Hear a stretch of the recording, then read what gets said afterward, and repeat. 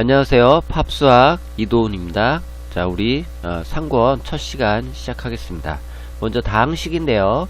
다항식의 용어에 대해서 먼저 살펴보고 들어가겠습니다. 자, 다항식.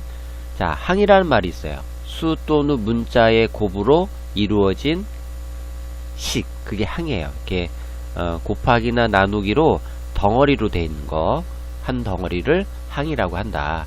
그 다음에 문자 없이 수로만 되어 있는 거, 숫자 값으로만 되어 있는 거 우리가 상수항이다. 그 다음에 문자 앞에 있는 수, 예를 들어서 뭐 3x라든가 이럴 때 x 앞에 있는 이 숫자, 이 3을 우리가 개수라고 한다. 단항식이라는 거는 항이 하나 있는 거, 이게 단항식. 다항식이라는 것은 하나 이상의 항으로 되어 있는 거, 여러 개의 항으로 묶여 있는 것을 우리가 다항식이라고 한다. 동류항은 항이 같은 거예요. 그래서 문자나 문자에 대한 차수가 같은 것, 그걸 우리가 동류항이라고 한다. 항의 차수라는 것은 문자가 곱해진 개수, 예를 들어서 a 곱하기 a를 우리가 a 제곱이라고 하죠. 이럴 때 이 작게 쓴 이 글씨, 이걸 우리가 차수라고 한다. 그럼 다항식의 차수는 뭐냐? 그 다항식 중에서 가장 높은 항의 차수, 이것이 다항식의 차수다. 이렇게 보시면 되겠습니다. 우리가 중학교 때도 다 배운 내용이기 때문에 여러분 이해하는데 무리가 없을 거라고 봅니다. 밑에 있는 예에서 우리가 다항식의 예를 한번 보겠습니다.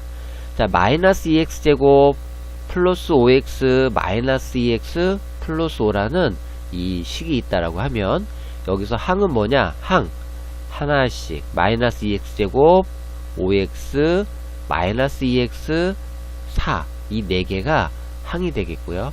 상수항은 숫자로만 되어 있는 거 4가 상수항이 되겠다. x제곱의 개수라는 거는 x제곱이 갖고 있는 앞에 있는 숫자, x제곱이 갖고 있는 이 마이너스 2가 개수가 되겠죠. 동류항이라는 것은 문자와 차수가 같은 거 5x와 마이너스 2x, x의 다들 1제곱이죠.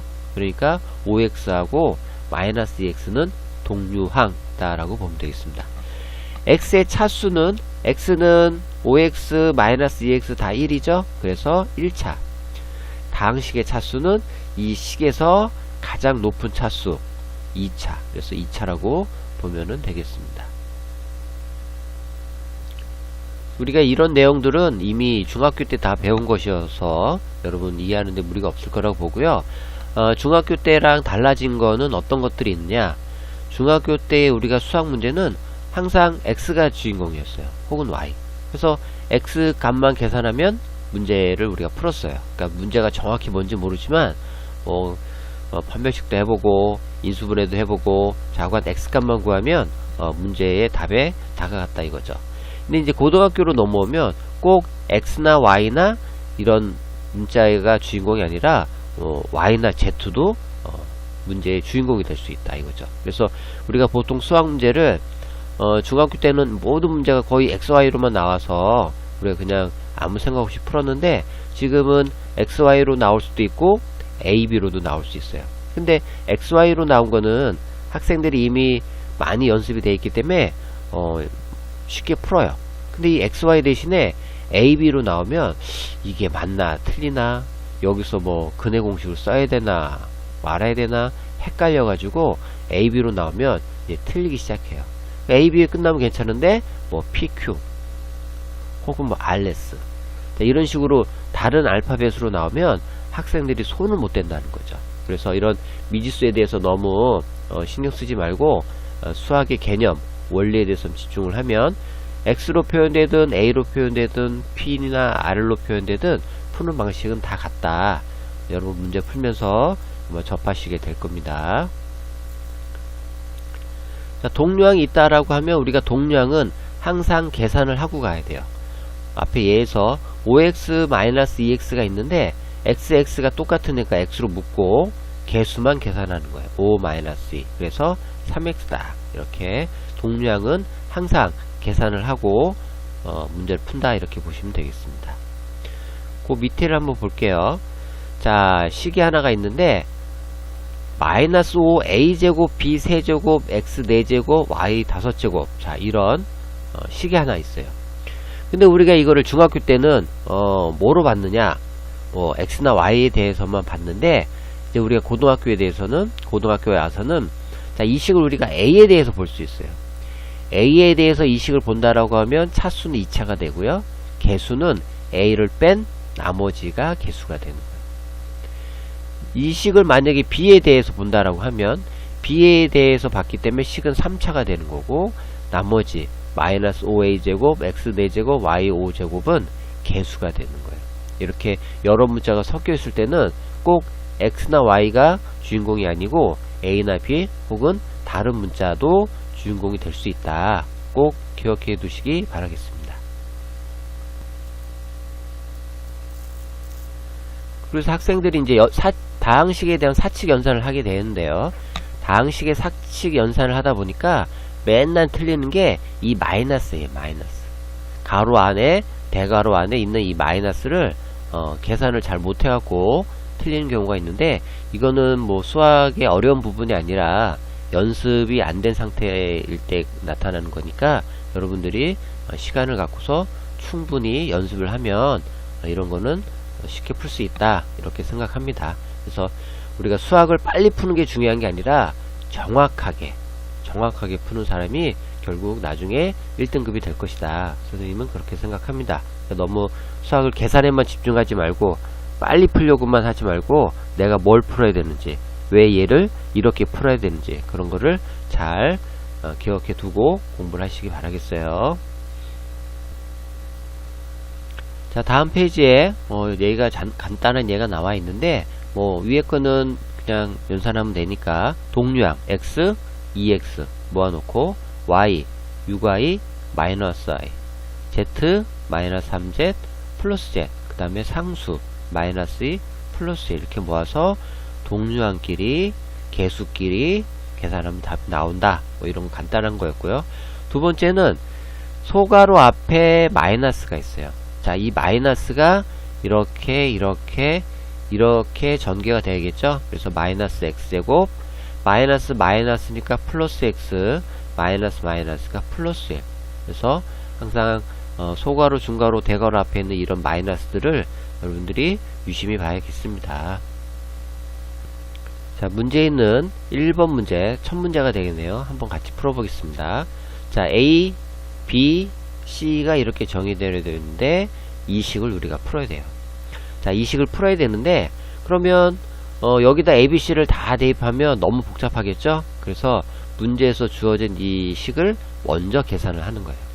자, 얘를 계산하면 마이너스 3B 플러스 3C 마이너스 2A 플러스 4B 마이너스 6C 마이너스 C 자, 동류항끼리 A 마이너스 2A B는 마이너스 3B 플러스 4B 플러스 B C는 3C 마이너스 6C니까 마이너스 3C 뭐 마이너스니까 마이너스 4C 자, 이렇게 되겠네요. 식을 먼저 정리한 다음에 여기다가 값을 대입하면 되겠습니다. 마이너스 2에다가 A x제곱 마이너스 2x 플러스 2 그 다음에 플러스 B 2x제곱 마이너스 3x 플러스 1 그 다음에 마이너스 4하고 C 4분의 1 x제곱 마이너스 x 마이너스 2분의 3 자, 이렇게 계산이 되겠네요. 자, 이제 전개하는데 여기 B 같은 경우는 아무 문제가 안 돼요. 근데 이 마이너스 2a 마이너스 1을 곱해야겠죠. 또 마이너스 4c 마이너스 4를 곱해야겠죠. 부호가 있으니까 우리가 마이너스 부호 있는 거는 항상 조심을 해야 됩니다.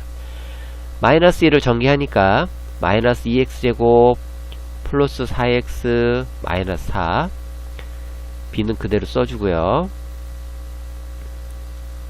마이너스 4를 곱하니까 마이너스 x제곱 플러스 4x 2 곱하고 2가 되고 플러스 6 이렇게 되는 거죠. 그래서 x제곱 자 지워져서 그냥 마이너스 x제곱 4x 마이너스 304x 8x에서 3x를 빼니까 5x 마이너스 4 플러스 1 플러스 6 7에서 4를 빼니까 3. 그래서 답이 이렇게 나오겠다. 천천히 풀어보시면 되겠습니다. 그래서 다음 페이지 보니까 선생님이 연산은 머리가 아닌 손이 기억한다 라고 이렇게 해놨는데요.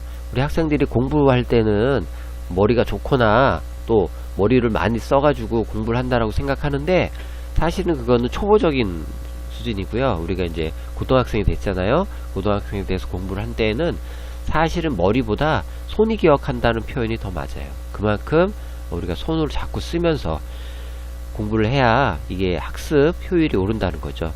선생님과 가끔 공부하는 친구 중에 머리가 너무 좋은 나머지 암산만 해갖고 문제를 푼 아이들이 있어요. 근데 그게 중학교 때는 가능한데 고등학교로 넘어오면 암산을 해갖고 수학 문제를 풀 수가 없어요. 설사 풀는다 하더라도 그 학생은 결국은 마지막에 가면 실수를 해서 틀리는 경우가 많거든요. 그래서 암산해서 수학을 잘 풀어갔던 그런 친구들도 이제 고등학교 와서는 자꾸 손으로 풀고 손으로 연습하는 습관이 되어야겠습니다. 안 그러면 수학이 점점 힘들어져요. 자, 그 다음에 보면 다항식의 연산을 우리가 할 때, 특히 이제 곱하기나 나누기를 할 때는 순서가 있어요. 먼저 부호를 먼저 계산하고, 플러스인지 마이너스인지 먼저 부호 계산을 먼저 하고, 그 다음에 숫자 값을 계산하고 나서 그 다음에 문자는 이제 차수가 되겠죠. 차수를 계산하면 우리가 실수를 줄일 수 있다. 연습이 많이 되어야겠습니다. 그 다음에 이제 중요한 거 하나가, 여러분 이제 고등학생이 돼서 이제 고등학교 공부를 해야 되는데, 그러면 중학교 때에 비해서 문제 푸는 양도 많아지고요. 공부하는 시간도 많아져요. 근데 또 과목도 많아지기도 하지만, 근데 이제 시험을 우리가 중간고사, 기말고사, 모의고사, 뭐 수능 이런 걸 보게 되는데, 그럼 시험 전에 우리가 뭘 해야 되느냐? 틀렸던 문제를 다시 푸는 게 가장 중요해요. 근데 책에 표시가 안 돼 있으면 내가 어떤 문제를 어려워했고 어떤 문제를 잘 몰랐는지 모르기 때문에 시험 전날 다시 공부할 때 뭘 봐야 할지 몰라요. 그래서 중학교 때처럼 우리가 뭐 벼락치기를 할 수 있는 것도 아니고, 고등학교 때는 여러분 벼락치기 할 수 없습니다. 공부 양이 많아서 절대로 벼락치기를 할 수가 없어요. 특히 영어 수학, 특히 수학 같은 경우는 공부가 안 돼 있으면 시험을 제대로 볼 수가 없어요. 그러면 평소에 공부했을 때 내가 이 문제를 틀렸던 문제인지, 아니면 이 문제는 알던 문제인데 뭐 실수를 해서 틀렸는지, 그런 것들을 잘 기록을 해놔야 돼요. 그래서 선생님이 문제 위에 이렇게 체크박스를 이렇게 만들어 놨거든요. 그럼 이 체크박스에다가 본인만 알 수 있는 어떤 방법을 정해 가지고 그 표시를 쭉 해 놓으면, 내가 어떤 표시를 딱 봤을 때, 예를 들어서 여기다 뭐 빗금을 칠했다, 이거 내가 처음에 풀었을 때 몰랐던 문제다. 아니면 여기다 뭐 별표를 한다든가, 이거는 내가 풀긴 풀었는데 풀다가 많이 틀렸던 문제라든가, 이렇게 표시를 해 놓으면 나중에 시험 전에 내가 이 문제를 다시 봤을 때 이 문제를 내가 몰랐던 문제인지 아니면 실수했던 문제인지, 내가 지금 다시 풀어야 될지, 이런 것들을 빨리 알 수 있어요. 그래서 다른 과목도 마찬가지겠지만 항상 공부를 하고서 표시를 잘 해놓으면 우리가 시험 전에 마무리할 때 아주 도움이 되겠다라는 겁니다. 꼭 기억하시고, 메모도 기술이다, 뭐 이런 책도 있기도 한데, 여러분 메모를 잘 해놓으시기 바라겠어요. 자, 2번 문제를 풀어보겠습니다. 세 다항식 A, B, C가 이렇게 있는데요. 이것을 풀어야 돼요. 근데 이거가 단항식이 된다라는 거죠. 이때 정수 A, B에 대해서 A제곱 플러스 B제곱 값을 구하여라. 자, 이런 문제가 되겠네요.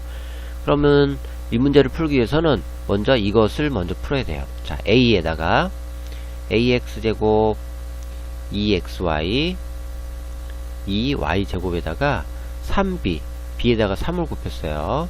3X제곱 마이너스 6XY 마이너스 3BY제곱, 거기다가 마이너스 4C, 여기다가 마이너스 4, 앞에 마이너스가 있으니까 부호를 신경 써야 됩니다. 마이너스 8X제곱 마이너스 4AXY 플러스 4Y제곱. 자, 이렇게 되겠네요. 그럼 이거를 우리가 이제 동류항으로 x제곱, xy, y제곱 세 가지가 있는데 한번 묶어 볼게요. 자, x제곱은 여기 있고 여기 있고 여기 있고, 그러면 a 3-8이니까 마이너스 5의 x제곱,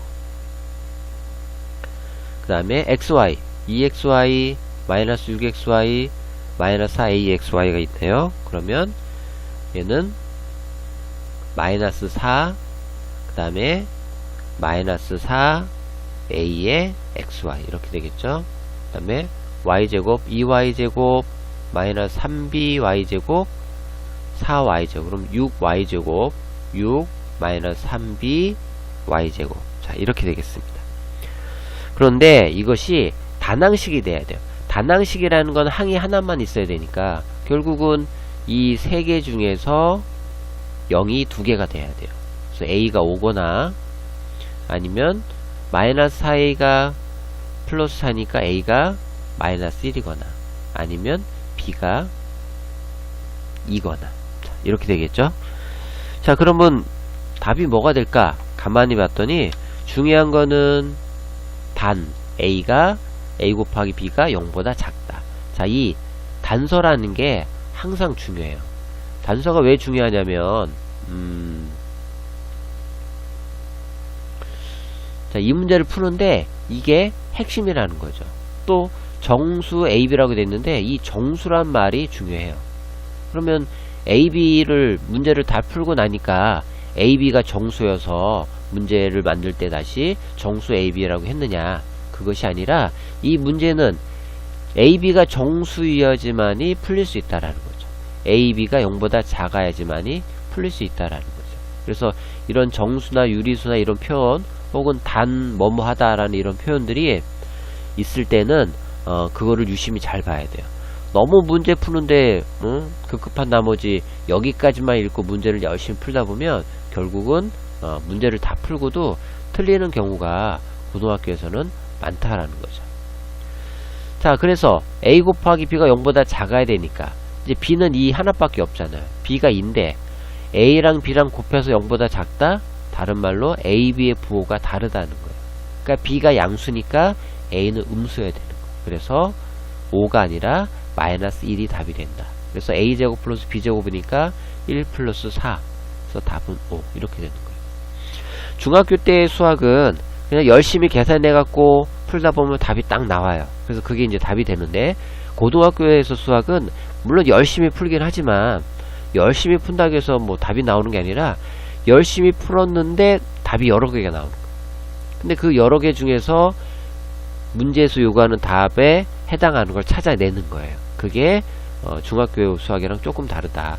그래서 이런 거가 굉장히 귀찮게 느끼는 학생도 있겠지만 조금만 익숙해지면 이런 것들이 이제 눈에 보인다라는 거죠. 그래서 문제를 읽을 때 너무 빨리 읽지 말고 천천히 읽고 내가 무엇을 풀어야 되는지, AB가 정수인지 자연수인지, AB를 곱한 것이 0보다 작다가 왜 나왔는지 이런 거를 유심히 보시면 되겠습니다. 자, 그래서 오늘 첫 수업은 여기까지 하는데요. 선생님이 수업을 짧게 해요. 20분. 선생님 책에 써있죠. 하루에 20분.